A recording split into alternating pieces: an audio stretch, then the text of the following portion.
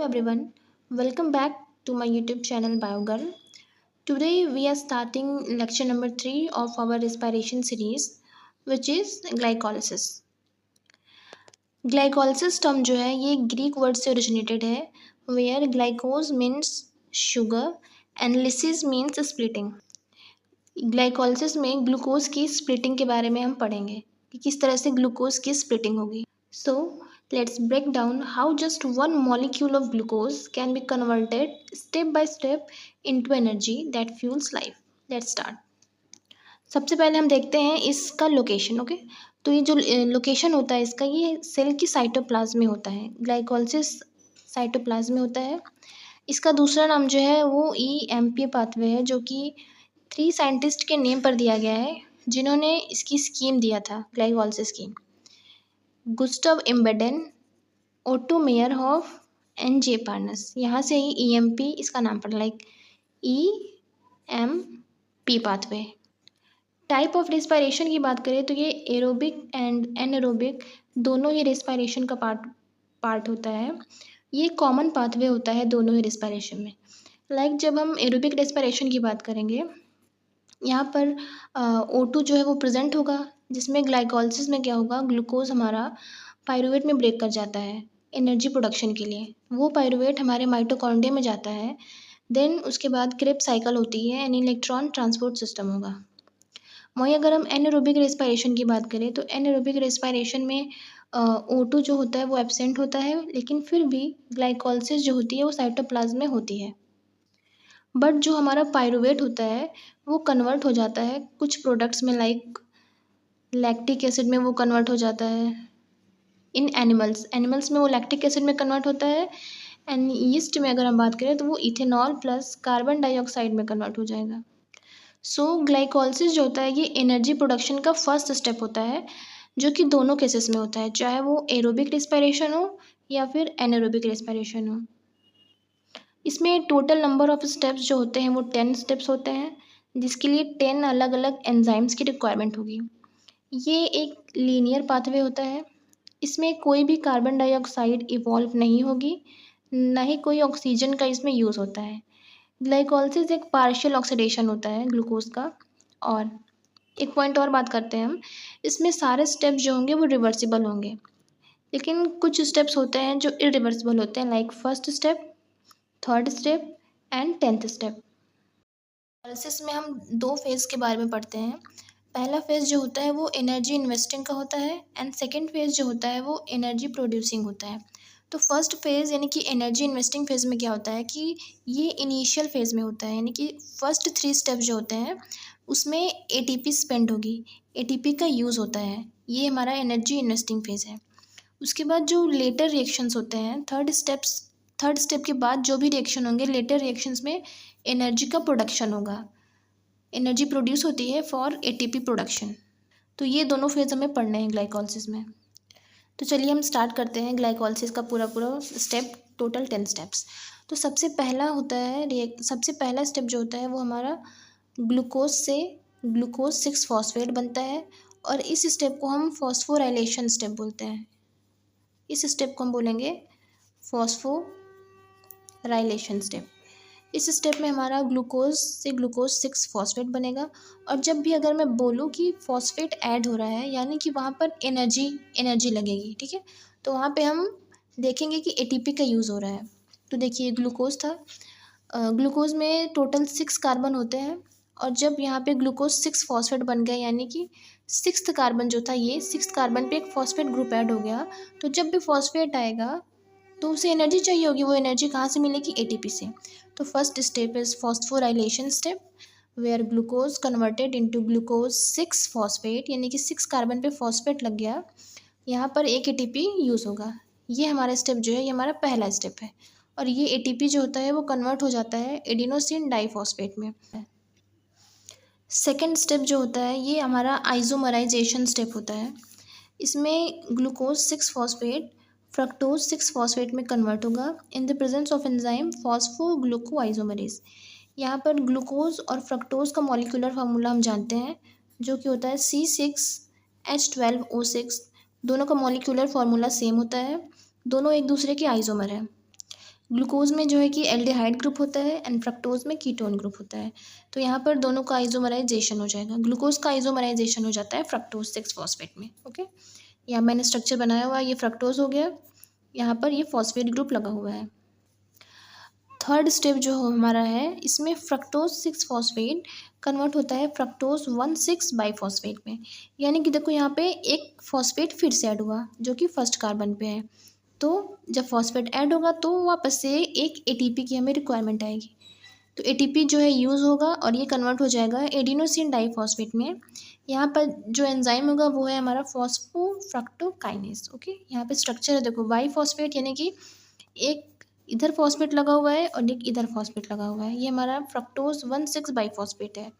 तो अब तक हमने देखा कि जो एटीपी है वो फर्स्ट स्टेप में एंड थर्ड स्टेप में एटीपी जो है वो लग रही, स्पेंड हो रही है। ठीक है, तो ये हमारा जो होगा ये एनर्जी इन्वेस्टिंग फेज होगा जहाँ पर एटीपी का यूज़ हो रहा है। फोर्थ स्टेप में क्या होता है कि जो हमारा फ्रक्टोज 1,6-बाईफॉस्फेट होता है, ये 6 कार्बन का कंपाउंड है। तो ये जो है 3 कार्बन के 2-2 कंपाउंड में कन्वर्ट हो जाएगा। ये भी हमारा 3 कार्बन का एक कंपाउंड है और ये हमारा 3 कार्बन का एक कंपाउंड है। यानी कि फोर्थ स्टेप में फ्रक्टोज 1,6-बाईफॉस्फेट कन्वर्ट हो जाता है फॉस्फोग्लिसरल aldehyde and dihydroxy acetone phosphate in the presence of enzyme aldolase. ये स्टेप हमारी स्प्लिटिंग है। यहाँ पर ये जो हमारा कंपाउंड है स्प्लिट हो गया। फिफ्थ स्टेप में क्या होता है, फिफ्थ स्टेप में ये दोनों ही कंपाउंड आपस में आइसोमराइजेशन शो करते हैं in the presence of enzyme triose phosphate isomerase. ये डाईहाइड्रोक्सी एसीटोन फॉस्फेट जो होगा ये फॉस्फोग्लिसरल एल्डिहाइड में कन्वर्ट हो जाता है। अब इसके बाद से हम जो भी स्टेप देखेंगे वो सारे में 2 मॉलिक्यूल्स बनेंगे। यहाँ पर 2 मॉलिक्यूल है बिकॉज डाईहाइड्रोक्सी एसीटोन फॉस्फेट जब कन्वर्ट होके ये बना लेगा तो ये अब ये 2 मॉलिक्यूल बन जाएंगे। इसके बाद जितने भी हम स्टेप्स देखेंगे वो सब 2 मॉलिक्यूल्स बनेंगे उसके। अब हम देखते हैं अपना सिक्स्थ स्टेप। तो सिक्स्थ स्टेप में क्या होता है, हमारा जो फॉस्फोग्लिसरल एल्डिहाइड होता है PgAl वो कन्वर्ट हो जाता है 1,3 फॉस्फोग्लिसरिक एसिड में एंड सिक्स्थ स्टेप में हमारा NADH बनता है इन the presence of enzyme dehydrogenase phosphoglycerate. Sixth step में NAD+ का रिडक्शन होता है और बनता है NADH, क्योंकि यहाँ NADH का एडिशन हुआ तो NAD+ का रिडक्शन होगा और NADH बनता है। और इस स्टेप में इनऑर्गेनिक फॉस्फेट भी ऐड होता है टेम्पररी। तो सिक्स्थ स्टेप में क्या हुआ, हमारा ऑक्सीडेटिव फॉस्फोराइलेशन हुआ, यानी कि NADH का जहाँ भी प्रोडक्शन होता है उसे हम ऑक्सीडेटिव फॉस्फोराइलेशन बोलते हैं। एक NADH जो होता है वो हमें एक NADH जो होता है उससे हमें 3 ATP मिलती है। एक NADH जो होता है वो हमें 3 ATP देता है और ये कब देगा, जब ये इलेक्ट्रॉन ट्रांसपोर्ट सिस्टम में जाएगा। तो अभी यहाँ पे ऑक्सीडेटिव फॉस्फोराइलेशन हुआ है, जबकि अगर हम देखें फर्स्ट एंड थर्ड स्टेप में ATP यूज़ हुआ है एंड हमारा जो सिक्स्थ स्टेप है वहाँ पर NADH एक प्रोड्यूस हुआ है। ये हमारा सेवन्थ स्टेप है। सेवन्थ स्टेप में one three biphosphoglyceric acid that is 1,3-BPG is converted into three phosphoglyceric acid. और यहाँ पे 1 पे और 3 कार्बन पे जो था वो हमारा फॉस्फेट ग्रुप लगा हुआ था, जो कि अब बस 3 कार्बन पे बचा हुआ है, यानी कि एक फॉस्फेट रिमूव हुआ है। तो मैंने बताया फॉस्फेट जब ऐड होता है तो उसे ATP चाहिए होती है और जब फॉस्फेट रिमूव हो रहा है यानी कि वो एनर्जी निकाल रहा है। तो इस स्टेप में सेवन्थ स्टेप में एक ATP का प्रोडक्शन होगा। सॉरी माफ़ करिएगा, मैंने बताया था ना यहाँ पे 2 मॉलिक्यूल्स बन रहे हैं, तो यहाँ पे सब 2 मॉलिक्यूल्स होंगे 2 इंटू, और यहाँ पे जो ATP बनेगा वो भी 2 ATP बनेगा 2 ADP से। यहाँ पर जो एंजाइम हम देखते हैं वो है phosphoglycerate kinase. Then eighth step में हमारा आइसोमराइजेशन स्टेप है, जहाँ पर 3-फॉस्फोग्लिसरिक एसिड कन्वर्ट होगा 2-फॉस्फोग्लिसरिक एसिड में in the presence of enzyme isomerase enzyme.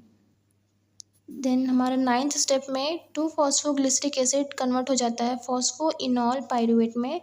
यहाँ पर जो एंजाइम होगा वो इनोलेज एंजाइम होता है और नाइन्थ स्टेप में ही वाटर का रिमूवल होगा। देखिए यहाँ पर 2PG का स्ट्रक्चर मैंने दिखाया है, यहाँ पर एक OH लगा हुआ है और यहाँ पर हाइड्रोजन है। ये OH और ये H ये वाटर बना के वापस से निकल जाते हैं, यहाँ से ये वाटर लूज़ कर जाएगा और बन जाता है फॉस्फोइनॉल पाइरूवेट, जिसका स्ट्रक्चर ये है। यहाँ पर डबल बॉन्ड आ जाएगा, इस H के हटने से ये बॉन्ड हट जाएगा और यहाँ पर डबल बॉन्ड आ जाएगा। अब हम देखते हैं हमारा आखिरी स्टेप, जो 10th स्टेप होता है उसमें फॉस्फोइनॉल पायरुवेट से बनता है पायरुविक एसिड। और यहाँ पर भी हमारा एटीपी बनेगा। ये 2 मॉलिक्यूल्स पायरुविक एसिड के, यहाँ पर भी 2 मॉलिक्यूल्स, ये 2 मॉलिक्यूल्स। तो यहाँ पर भी एक 2 एटीपी बनेगा इन the presence of enzyme pyruvate kinase. तो पायरुविक एसिड जो होता है ये हमारा एक 3 कार्बन का कंपाउंड है। तो ग्लाइकोलिसिस में हमने देखा कि ग्लूकोज की एक मॉलिक्यूल से पायरुविक एसिड के 2 मॉलिक्यूल बने। देखिए ये पूरा स्टेप है वेयर ग्लूकोज, सबसे पहले ग्लूकोज 6 फॉस्फेट में कन्वर्ट हुआ, then fructose 6 phosphate, then fructose 1,6 biphosphate. उसके बाद यहाँ पे स्प्लिटिंग हो जाती है, ये बनाएगा dihydroxy acetone phosphate and phosphoglyceral aldehyde.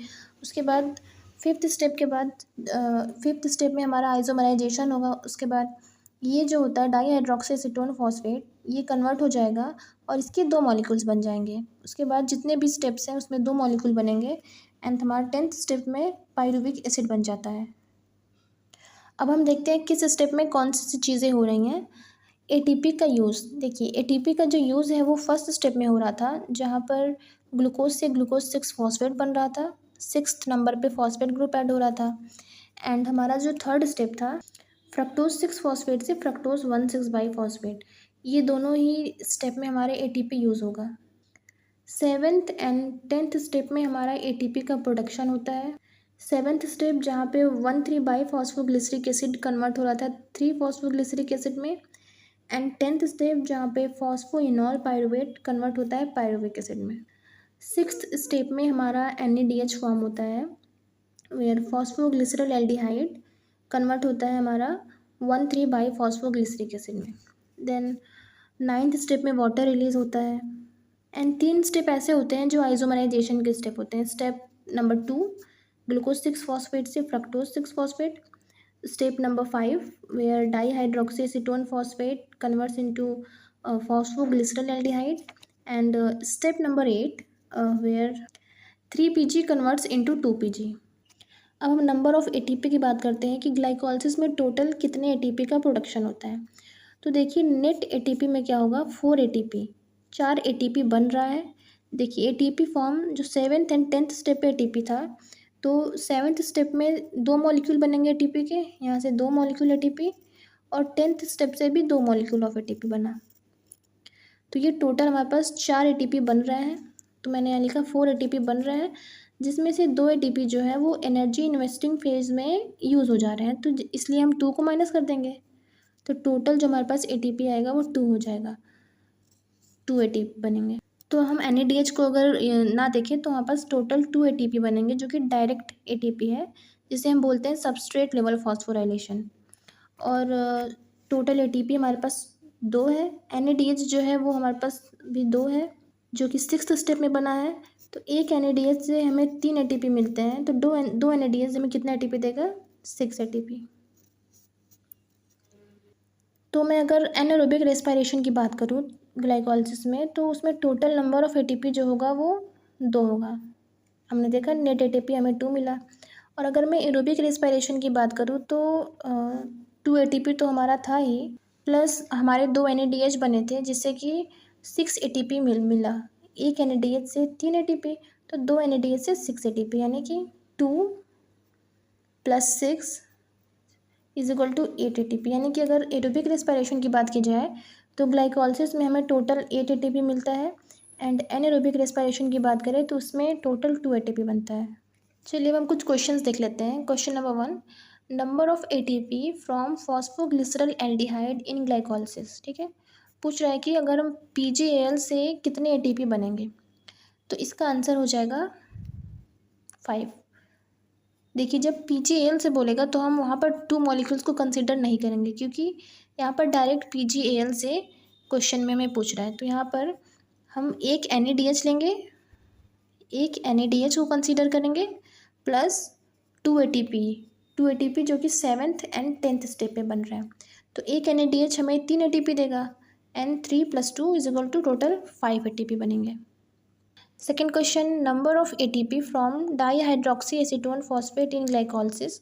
तो इसमें भी हमारा टोटल 5 एटीपी ही बनेगा, बिकॉज ये दोनों तो एक दूसरे के आइसोमर है, तो इन दोनों का आंसर सेम आएगा। Third question, number of ATP from fructose 1,6 biphosphate in glycolysis. ये क्वेश्चन आप मुझे कमेंट सेक्शन में बताइएगा।